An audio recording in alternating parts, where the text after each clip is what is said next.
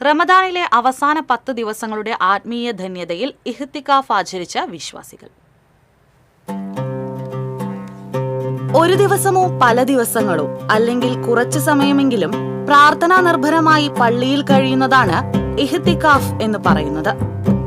പ്രവാചകൻ റമദാനിലെ അവസാന 10 ഇഹ്തികാഫ് ഇരിക്കാറുണ്ടായിരുന്നുവെന്ന് ഹദീസുകൾ സാക്ഷ്യപ്പെടുത്തുന്നു. ഭൗതികമായ എല്ലാ കാര്യങ്ങളും ഒഴിവാക്കി അല്ലാഹുവിനെ ആരാധിക്കാൻ പള്ളികളിൽ ഏകാഗ്രതയോടെ കഴിയുന്നതാണ് ഇഹ്തികാഫിന്റെ ആത്മാവ്. പുണ്യ റമദാനിലെ അനുഷ്ഠാനങ്ങളിൽ വളരെ പ്രാധാന്യമർഹിക്കുന്ന ഒരാരാധനയാണ് ഇഹ്തികാഫ് എന്നുള്ളത്. ഭൗതികമായ എല്ലാ ചിന്തകളിൽ നിന്നും മുക്തമായി അള്ളാഹുവിൽ മാത്രം സമർപ്പിച്ചുകൊണ്ട് ചിന്തകളെയും കാതുകളെയും കണ്ണുകളെയും സൃഷ്ടാവായ അള്ളാഹുവിലേക്ക് സമർപ്പിച്ചുകൊണ്ടുള്ള പള്ളിയിൽ ഇരിക്കുന്ന ഒരു ഇബാദത്തിനാണ് ഇഹ്തികാഫ് എന്ന് പറയുന്നത്.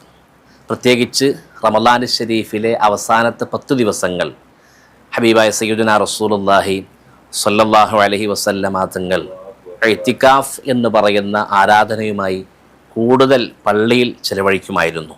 തിരക്കേറിയ ജീവിതത്തിൽ നിന്നും മാറി കുറച്ചു സമയമെങ്കിലും ശരീരവും മനസ്സും പൂർണ്ണമായി അല്ലാഹുവിലേക്ക് തിരിക്കുന്ന ആത്മീയ അനുഭവമായി വിശ്വാസികൾ ഇഹ്തികാഫിനെ കാണുന്നു.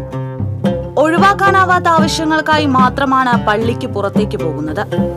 ആത്മസംസ്കരണം, സ്വയം വിചാരണ, തൗബ അഥവാ പശ്ചാത്താപം, ഖുർആൻ പാരായണം, ദിക്റുകൾ, പ്രാർത്ഥനകൾ, നിസ്കാരം തുടങ്ങിയ വിവിധ ആരാധനകൾക്കുള്ള അവസരമാണ് ഇഹ്തികാഫ്.